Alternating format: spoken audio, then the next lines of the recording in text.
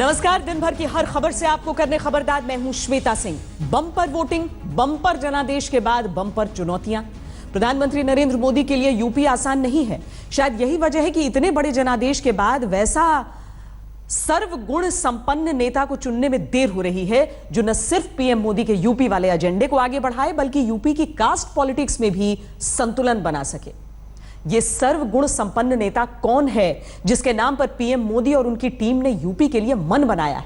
यह सवाल पिछले 5 दिन से सबके मन में चल रहा है और हर जगह पर चर्चा के केंद्र में है, क्योंकि 403 सीट वाली विधानसभा में 325 सीटें, जिसमें 312 सीटें तो अकेले बीजेपी की हैं। यह बड़ा जनादेश ही क्या पीएम मोदी और उनकी टीम को कंफ्यूज कर रहा है कि आखिर उत्तर प्रदेश की सीएम की कुर्सी पर सबसे सूटेबल नेता कौन होगा? क्या वो केंद्र में बैठी टीम मोदी का कोई सदस्य होगा या फिर उत्तर प्रदेश की राजनीति में ऐसा कोई नाम जिसके बारे में कोई सोच भी नहीं सकता, जैसा कि महाराष्ट्र और हरियाणा में हुआ था? टीम मोदी का यूपी वाला कैप्टन कौन होगा, इसका खुलासा तो 18 मार्च यानी शनिवार को होगा, जब विधायक दल की लखनऊ में बैठक होगी। उत्तराखंड का सस्पेंस कल खत्म हो जाएगा, जहां विधायक दल की बैठक कल होने वाली है।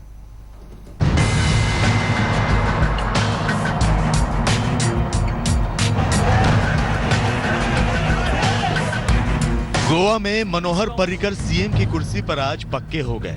पंजाब में कैप्टन अमरिंदर सिंह ने सीएम पद की शपथ ले ली। मणिपुर में एन बीरेन सिंह बीजेपी के पहले सीएम बनकर कुर्सी पर बैठ गए। उत्तराखंड में शनिवार को शपथ ग्रहण होना तय हो गया है। कौन सीएम होगा ये कल तक पक्का पता चल जाएगा, क्योंकि कल विधायक दल की बैठक भी है। लेकिन सवाल सबसे बड़े सूबे उत्तर प्रदेश का है, जहां 40 साल के रिकॉर्ड तोड़ जनादेश के 5 दिन बाद भी सीएम का कोई अता पता नहीं। 18 मार्च को शाम 5 बजे लखनऊ में बीजेपी के विधायक दल की बैठक है। इस बैठक में वेंकैया नायडू और भूपेंद्र यादव मौजूद रहेंगे। वेंकैया नायडू और भूपेंद्र यादव को यूपी में पर्यवेक्षक के तौर पर भेजा गया है। लेकिन बड़ा सवाल तो यह है कि खुद पीएम ने यूपी के सीएम के लिए किसके नाम पर मन बना रखा है, क्योंकि यूपी के सीएम के लिए टीम मोदी की मन की बात अभी तक कोई नहीं जानता। अभी तो सिर्फ उन्हीं नामों पर अटकलें लगाई जा रही हैं जो नाम 11 मार्च के नतीजों के तुरंत बाद से सियासी हवा में उड़ते दिखाई दे रहे हैं, जिनमें केशव प्रसाद मौर्य, राजनाथ सिंह और योगी आदित्यनाथ का नाम प्रमुखता से लिया जा रहा है। लेकिन राजनाथ सिंह अपनी दावेदारी को खारिज कर चुके हैं। केशव प्रसाद मौर्य कह रहे हैं कि सीएम तय करने की जिम्मेदारी उनकी है, लिहाजा वो अपना ही नाम कैसे चुनेंगे। योगी आदित्यनाथ कह रहे हैं कि कोई कंफ्यूजन नहीं, ना कोई दावेदारी है। सर, बड़ा खबरों में एकदम चल रहा है आपका नाम। फालतू बात से अनावश्यक है सर। क्या फालतू बात है? नहीं जाएंगे जल्दी बन जाएगी। आप 2 मुख्यमंत्री बन गए, 2 और बनने वाले, जल्दी बन जाएंगे। आपको जल्दी समाचार दे दें। सर, क्या हम आपको आज ही बधाई दे दें या बाद में दें? मुख्यमंत्री माननीय राष्ट्रीय अध्यक्ष जी ने मुझे मुख्यमंत्री तय करने की जिम्मेदारी मुझे दी है। केशव जी तैयार बता दें, उसको बना देंगे मुख्यमंत्री। हाँ, तो बता दूंगा ना आपको, अभी इतनी जल्दी कैसे बता दूं? मुख्यमंत्री पद के लिए आप भी दावेदार, आपका नाम भी चल रहा है, आप तैयार हैं जाने के लिए? कोई दावेदारी नहीं, ना कोई कंफ्यूजन है। जाना नहीं चाहते? संसदीय बोर्ड जो तय करेगा, हम सब संसदीय बोर्ड के फैसले। आप जाने को तैयार हैं? मैंने कहा ना, संसदीय बोर्ड के फैसले के साथ। यानी एक तरह से इन तीनों नामों में कोई एक सीएम बनेगा। इनकी बातों से ये बहुत ही मुश्किल दिख रहा है। सवाल यह है कि आखिर यूपी के लिए पीएम मोदी ने ऐसा कौन सा मीटर तय कर दिया है जिस पर सीएम के कैंडिडेट का फिट होना जरूरी है। यूपी में सीएम चुनने में देरी की एक वजह गोवा और मणिपुर में टीम मोदी की व्यस्तता हो सकती है, जहां दूसरे नंबर की पार्टी होने के बावजूद टीम मोदी ने सरकार बनाने के बहुमत का जुगाड़ कर लिया।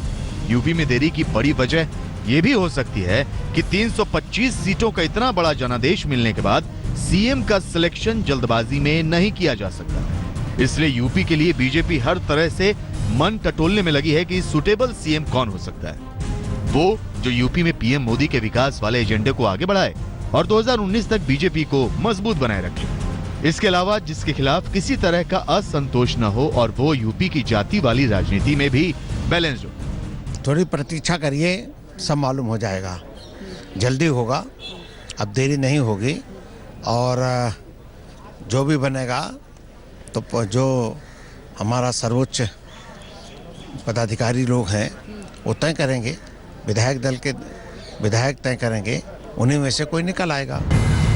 अगर टीम मोदी के इस पैमाने को ही माने तो इसमें जो सबसे फिट माना जा रहा है वो है मोदी कैबिनेट में मंत्री मनोज सिन्हा, जो प्रधानमंत्री नरेंद्र मोदी के संसदीय क्षेत्र वाराणसी के बगल की संसदीय सीट गाजीपुर से सांसद हैं और पहले रेलवे राज्य मंत्री और अब स्वतंत्र प्रभार के तौर पर संचार मंत्रालय को संभाल रहे हैं। मनोज सिन्हा परफॉर्मेंस के हिसाब से पीएम मोदी के प्रिय मंत्री हैं। मनोज सिन्हा इंजीनियरिंग के छात्र रहे हैं, बीएचयू से बीटेक किया है। बीएचयू छात्र संघ के अध्यक्ष भी मनोज सिन्हा रहे हैं। मनोज सिन्हा 3 बार गाजीपुर से सांसद चुने गए। वो अपर कास्ट भूमिहार वर्ग से हैं, जिसका यूपी की राजनीति में ज्यादा प्रभाव नहीं है। ये फैक्टर यूपी की जाति वाली राजनीति में किसी को नाराज न करने के लिए काफी है। मनोज सिन्हा विवादों से भी दूर रहे हैं और कभी कोई विवादित बयान भी नहीं आया। गाजीपुर ही नहीं, पूरे पूर्वांचल में जिनकी विकास के नाम से पहचान है, ऐसे हम सबके मनोज सिन्हा जी जो रेल राज्य मंत्री एवं संचार मंत्री हैं, वो उत्तर प्रदेश के मुख्यमंत्री बने। इसके निमित्त हम सब लोगों ने आज सुंदरकांड का पाठ किया। यहाँ हमारे माननीय मनोज सिन्हा जी मुख्यमंत्री बने। लेकिन पीएम मोदी के मन में क्या चल रहा है और अमित शाह ने यूपी का क्या मूड पढ़ा है और बीजेपी का शीर्ष नेतृत्व किसके नाम पर सहमत हुआ है, ये कहना मुश्किल है, क्योंकि हरियाणा में मनोहर लाल खट्टर और महाराष्ट्र में देवेंद्र फडणवीस जैसे नाम बीजेपी की तरफ से सीएम पद के लिए अचानक आए, जिनके बारे में राजनीतिक विश्लेषकों के लिए सोचना भी मुश्किल था। मेरे को तो यूपी में 18 मार्च को बीजेपी विजय दिवस मना रही है। 18 मार्च को ही विधायक दल की बैठक होगी, जिसमें यूपी के सीएम के नाम का ऐलान हो सकता है। 18 मार्च को ही उत्तराखंड में शपथ ग्रहण होगा, जहां प्रधानमंत्री नरेंद्र मोदी भी जाएंगे। यूपी का तो अभी पता नहीं, लेकिन उत्तराखंड में सीएम का ऐलान कल हो जाएगा, क्योंकि कल उत्तराखंड में बीजेपी विधायक दल की बैठक होने वाली है। और सीएम के लिए जो नाम सबसे आगे चल रहे हैं, उनमें डोईवाला सीट से जीते बीजेपी के राष्ट्रीय सचिव त्रिवेंद्र सिंह रावत, पिथौरागढ़ सीट से जीते और पूर्व विधानसभा स्पीकर प्रकाश पंत का नाम है। ये भी उम्मीद की जा रही है कि कल संबोधित विधानमंडल दल की बैठक होगी और उस बैठक में सर्वसम्मति तय होगी और जिसका भी नाम तय होगा वो कल घोषित हो जाएगा। कि विधानमंडल दल की बैठक जो पर्यवेक्षक आते हैं उनके निर्देश पर प्रदेश के अध्यक्ष बुलाते हैं और विधानमंडल दल तय करता है कि उनका नेता कौन होगा। अभी हमको थोड़ा उसकी प्रतीक्षा करनी चाहिए। उत्तराखंड की पिक्चर तो कल क्लियर हो जाएगी, लेकिन हर जगह चर्चा का विषय उत्तर प्रदेश की सीएम की कुर्सी है, जिस पर कौन बैठेगा। क्या कोई चौंकाने वाला नाम होगा? इसी को लेकर अटकलें लगाई जा रही हैं। बीजेपी के अंदर भी वो नेता बेचैन होंगे जो खुद को सीएम की कुर्सी का दावेदार मानकर चल रहे हैं। अशोक सिंघल के साथ हिमांशु मिश्रा, दिल्ली आज तक। वैसे यूपी में सीएम पद पर मनोज सिन्हा का नाम सबसे आगे बताया जा रहा है, लेकिन कुछ और नाम जैसे लखनऊ के मेयर रहे दिनेश शर्मा, 7 बार विधायक चुने गए सुरेंद्र खन्ना और सतीश महाना भी हैं। लेकिन सवाल यही है कि पीएम मोदी किसके नाम पर भरोसा जताएंगे, क्योंकि यूपी मोदी के मिशन 2019 के लिए बहुत अहम है। इसीलिए सीएम का नाम भले ही तय न हुआ हो, पीएम मोदी के यूपी वाले एजेंडे पर सिस्टम पूरी तरह से एक्टिव हो गया है। जानकारी के मुताबिक दिल्ली से कैबिनेट सचिव कई बार यूपी के मुख्य सचिव को फोन कर चुके हैं, जिसमें पीएम के चुनावी एजेंडे पर सबसे पहले काम करने की बात कही गई है। पीएम के यूपी वाले एजेंडे में सबसे पहले उन चुनावी वायदों की चुनौतियां हैं जिन पर नई सरकार बनाने पर तुरंत फैसला करने की बात कही गई थी। कैबिनेट की पहली मीटिंग में छोटे किसानों की कर्ज माफी का चुनावी वादा पूरा करना है। इसमें 1 हेक्टेयर यानी करीब 4 बीघे से कम खेती की जमीन वाले किसानों का कर्ज माफ किया जाना है। यूपी में करीब 2 करोड़ 33 लाख किसान हैं, जिनमें 92% छोटे किसान हैं, जिनको फायदा होगा। यूपी में किसानों पर 92,121 करोड़ रुपए का कर्ज है, जो पिछले साल के यूपी के बजट का 1/4 है। किसानों की कर्ज माफी पर यूपी की नई सरकार को करीब 85,000 करोड़ रुपए की लागत आएगी। बीजेपी का दूसरा बड़ा चुनावी वादा गन्ना किसानों को सरकार बनने के 120 दिन के अंदर बकाया रकम का पूरा भुगतान करने का भी है। गन्ना किसानों को 14 दिन के अंदर भुगतान मिलने और चौधरी चरण सिंह गन्ना किसान भुगतान आयोग बनाने की बात हुई थी। बीजेपी का तीसरा बड़ा चुनावी वादा अवैध कत्लखानों को बंद करने का है, जिस पर पहली कैबिनेट मीटिंग में फैसला करने की बात हुई थी। उत्तर प्रदेश में करीब 316 बूचड़ खाने हैं, जिनको चुनावों के दौरान बीजेपी अध्यक्ष अमित शाह ने बड़ा मुद्दा बनाया था। महिला हेल्पलाइन को बेहतर करना और छेड़खानी रोकने के लिए पुलिस के एंटी रोमियो स्क्वाड पर भी तुरंत फैसला होना है। यह भी बड़ा चुनावी मुद्दा था। महिलाओं के लिए अवंतीबाई बटालियन, झलकारी बाई बटालियन और उदा देवी बटालियन का गठन करने की भी बात है। पुलिस के 1.5 लाख खाली पदों पर मेरिट के आधार पर तुरंत भर्ती करने का चुनावी वादा भी पूरा करने की चुनौती है। सरकार बनने के 90 दिन के अंदर खाली पड़े सभी सरकारी विभागों के पदों पर भर्तियां करने का चुनावी वादा भी पूरा करना है। हर जिले में एंटी भू माफिया फोर्स के गठन की बात हुई थी, जिससे जमीन पर अवैध कब्जे को हटाकर दोषियों को सजा देने की बात है। पिछले 15 साल में भ्रष्टाचार के सभी मामलों की जांच के लिए टास्क फोर्स बनाने की बात बीजेपी के चुनावी घोषणा पत्र में है। उत्तर प्रदेश में पीएम मोदी को बड़ा जनादेश मिला है, तो बड़ी अपेक्षाएं भी हैं और बड़ी चुनौतियां भी हैं। यूपी की आबादी देश की आबादी की 16% है, लेकिन जीडीपी में हिस्सा सिर्फ 12%। प्रति व्यक्ति आय के मामले में उत्तर प्रदेश पूरे देश में बिहार के बाद सबसे पिछड़ा राज्य है। गरीबी के मामले में यूपी में 30% गरीब हैं, जबकि पूरे देश का औसत 22% है। अगर यूपी में तेजी से विकास होता है तो फिर देश की विकास दर 1% बढ़ सकती है। यूपी में प्रति 1000 कामकाजी आबादी पर 58 लोग बेरोजगार हैं, जबकि देश का औसत 37 है। यूपी में प्रति 1000 युवा आबादी पर 148 युवा बेरोजगार हैं, जबकि देश का औसत 102 है। यूपी में 4 में से 3 घरों में प्रतिदिन 12 घंटे से भी कम बिजली आती है। यूपी में प्राइमरी स्कूल के 44% बच्चे 9 तक के नंबर की भी पहचान नहीं कर पाते हैं। पूरे देश में सबसे ज्यादा नवजात शिशु मृत्यु दर उत्तर प्रदेश में है। यूपी में प्रति 1000 जन्म पर 64 शिशुओं की मृत्यु हो जाती है, जबकि देश का औसत 41 है। पूरे देश में 5 वर्ष से कम आयु के शिशुओं की मृत्यु दर भी सबसे ज्यादा उत्तर प्रदेश में है। इस मामले में यूपी में प्रति 1000 जन्म पर 78 शिशुओं की मृत्यु हो जाती है, जबकि देश का औसत 50 है। जब 5 राज्यों में हार का मुंह देखने वाली पार्टियों के दिग्गज नेतागण ईवीएम पर चर्चा कर रहे हैं, तब प्रधानमंत्री नरेंद्र मोदी मिशन 2019 के लिए बीजेपी का माहौल बनाने के काम पर चर्चा शुरू कर चुके हैं। खबरदार में अब हम पीएम मोदी के मिशन 2019 के ब्लूप्रिंट की चर्चा करेंगे, जिसे आज उन्होंने बीजेपी संसदीय दल की बैठक में जारी किया। पीएम मोदी ने 2019 के लोकसभा चुनाव में जीत को बीजेपी के बाएं हाथ का खेल बनाने की प्लानिंग का खुलासा करते हुए कहा है कि वो न खुद बैठेंगे न किसी को बैठने देंगे। इसके लिए मोदी ने बीजेपी नेताओं को 2019 के चुनावों तक किए जाने वाले कामों की लिस्ट भी थमा दी है।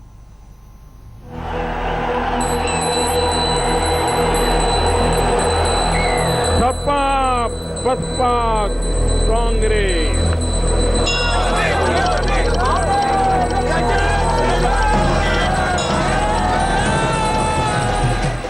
कोई नहीं है टक्कर में, 2019 पकड़ में। यूपी और उत्तराखंड की प्रचंड जीत के बाद ये मोदी के मन की बात है, जो रह रह कर जुबान पर आ रही है। चाहिए लेकिन जैसा कि प्रधानमंत्री मोदी की आदत है, न बैठते हैं न बैठने देते।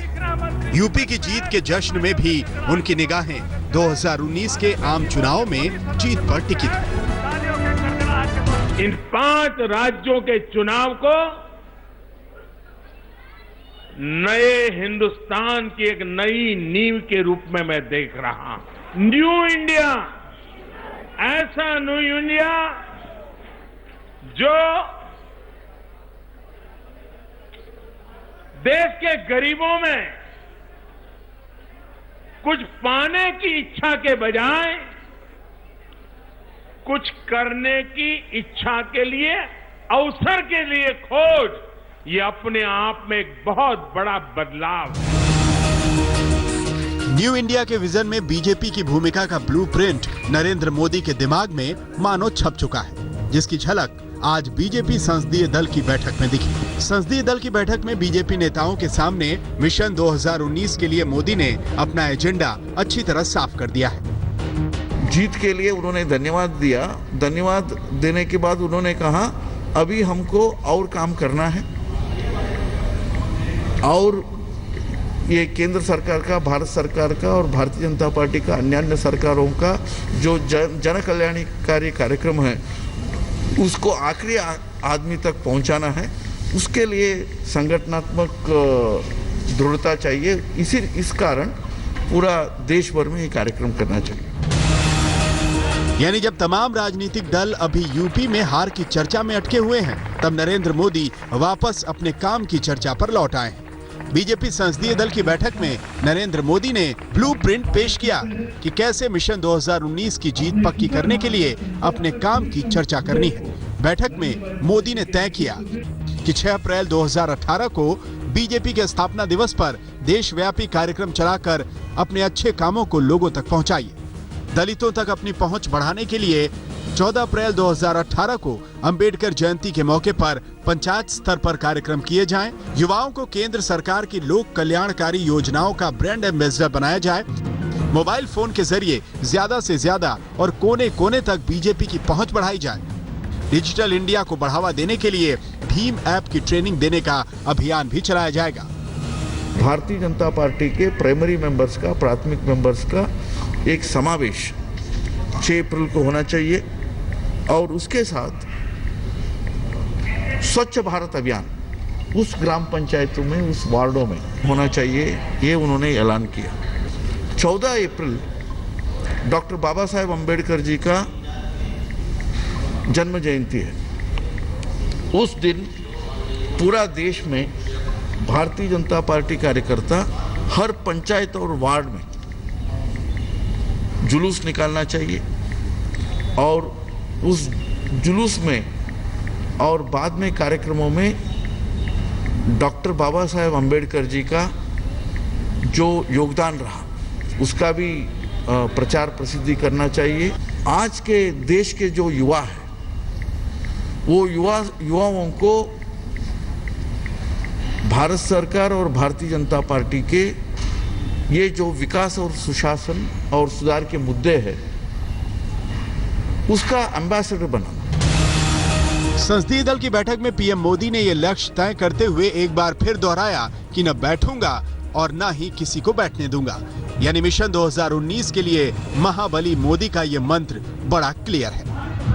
उत्तर प्रदेश और उत्तराखंड की अभूतपूर्व जीत के साथ सत्ता का सेमीफाइनल बीजेपी जीत चुकी है, जिसके बाद मोदी की अगुवाई में बीजेपी का कॉन्फिडेंस तो अब 7वें आसमान पर है। अगला मुकाम है 19 का चुनाव और उसके लिए भी पूरा तैयारी रहे और जातिवाद, परिवारवाद और भ्रष्टाचार से ऊपर उठ करके विकास और सुशासन और सुधार का राजनीति मोदी जी के नेतृत्व में जो शुरू हो चुका है, जिसको अभी 5 राज्यों के चुनाव में समर्थन मिला है, उसको आगे बढ़ाए।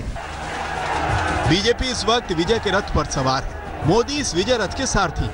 काम करना एक बात है, लेकिन किए गए कामों को पहचान दिलवाना भी एक काम है। मोदी इस काम में महारत रखते हैं। यही वजह है कि बीजेपी के पक्ष में माहौल ऐसा मानो 2019 का रण जीतना तो बीजेपी के लिए बाएं हाथ का खेल होगा। 2019 से पहले उत्तर प्रदेश की इस प्रचंड जीत से बीजेपी काफी उत्साहित है, क्योंकि पार्टी के लिए इसके खास मायने हैं। इसीलिए प्रधानमंत्री नरेंद्र मोदी इसको 2019 के मिशन से जोड़कर देख रहे हैं, क्योंकि कहा भी जाता है कि दिल्ली का रास्ता यूपी से होकर गुजरता है। हिमांशु मिश्रा के साथ अशोक सिंघल, दिल्ली, आज तक। पीएम मोदी ने बीजेपी संसदीय दल की बैठक में मिशन 2019 का जो ब्लूप्रिंट जारी किया है उसको डिकोड करने से एक बात क्रिस्टल क्लियर है कि मोदी अपने किसी विरोधी को 2019 की जीत का सपना तक देखने की छूट नहीं देना चाहते। उत्तर प्रदेश और उत्तराखंड की जीत से बीजेपी के हौसले वैसे ही 7वें आसमान पर हैं। ऊपर से विपक्षी दलों के पस्त हौसले मोदी लहर को और हवा दे रहे हैं। अगर ऐसे ही चलता रहा तो बीजेपी के लिए मिशन 2019 को हासिल करना वाकई बाएं हाथ का खेल बन जाएगा। राजनीति के प्रकांड विद्वान भी इस बात से इनकार नहीं कर पा रहे। जी एक वो दौर था जब कांग्रेस कहती थी कि कम से कम 21वीं सदी में तो मोदी प्रधानमंत्री नहीं बन सकते। एक आज का दौर है जब कांग्रेस भी मोदी के विजय रथ के आगे नतमस्तक। ये सिर्फ मोदी से डरी कांग्रेस के मन की बात नहीं है। यूपी में बीजेपी के शुरुआती नतीजों के बाद ही उमर अब्दुल्ला ने मान लिया था कि मोदी के होते 2019 भूल जाइए, 2024 की तैयारी करिए। जो पीएम मोदी को जानते हैं वो अच्छी तरह से जानते हैं कि मोदी जो कहते हैं वो करते हैं, मोदी जो करते हैं वही कहते हैं। जब नरेंद्र मोदी प्रधानमंत्री बने थे उसी वक्त उन्होंने अपने इरादे साफ कर दिए थे। और मेरा तो मंत्र रहा है, न खाऊंगा न खाने दूंगा। मोदी की सफलता के राज को डिकोड करना कोई रॉकेट साइंस नहीं है, जिसके लिए रिसर्च पेपर लिखे जाएं। गौर फरमाइए, जब तमाम राजनीतिक दल के दिग्गज नेता ईवीएम पर चर्चा में व्यस्त हैं, तब पीएम मोदी यूपी में प्रचंड जीत के ठीक बाद मिशन 2019 के लिए काम की चर्चा शुरू कर चुके हैं। मैं चुनाव के हिसाब किताब से चलने वाला इंसान नहीं हूं, आप पहले से मैं कहता हूं। जिस इकाई में काम करते हैं उस इकाई में एक नया संकल्प 2022 तक उसको पूरा करके रहेंगे। अगर देश में ये मूड बन जाए तो ये देश पीछे नहीं रहेगा, मैं विश्वास दिलाता हूं। वक्त बड़ा बलवान होता है। आज के वक्त में मोदी राजनीति के महाबली साबित हो रहे हैं। कांग्रेस जीत कर भी हार मान रही है। गोवा और मणिपुर में मोदी हार कर भी जीत गए हैं। आज गोवा विधानसभा में मनोहर पर्रिकर ने बहुमत जीत लिया, कांग्रेस देखती रह गई। मजा तो तब आया जब कांग्रेस के 17 विधायकों में से एक विश्वजीत राणे सदन में शक्ति परीक्षण से पहले ही उठकर चले गए। कांग्रेस के वरिष्ठ नेता और पूर्व मुख्यमंत्री प्रताप सिंह राणे के बेटे विश्वजीत ने आज तक के कैमरे पर कांग्रेस को कोसने में कोई कोर कसर नहीं छोड़ी और रिजाइन कर दिया। मेरे साथ बहुत से एमएलए हैं और ये एमएलए का यही मत है। अभी भी मेरे को फ़ोन आ रहा है कि हम आपको लीडर ऑफ अपोजिशन बनाएंगे। मुझे कुछ नहीं चाहिए कांग्रेस पार्टी से। मैं आज नहीं तो कल रेजिग्नेशन कांग्रेस पार्टी से और विधायक के पोस्ट से दूंगा। ये मोदी की ही दूरदर्शी राजनीतिक सोच थी जो बीजेपी हार कर भी गोवा और मणिपुर के सिंहासन पर विराजमान है। जानकार कहते हैं कि जहां मोदी के विरोधियों की सोच खत्म होती है, वहां से मोदी सोचना शुरू करते हैं। पीएम मोदी जिस तरह 10 कदम आगे की सोच रहे हैं, उससे उनके विरोधियों का डरना तो बनता ही है। उत्तराखंड और उत्तर प्रदेश की प्रचंड जीत ने मोदी लहर को जंगल में आग की तरफ फैलाने का काम किया है और बीजेपी कह रही है मिशन 2019 बड़े आराम से। हिमांशु मिश्रा के साथ अशोक सिंघल, दिल्ली आज तक। भारत में विचारों का सबसे प्रतिष्ठित मंच इंडिया टुडे कॉन्क्लेव पहली बार मुंबई में सजने जा रहा है।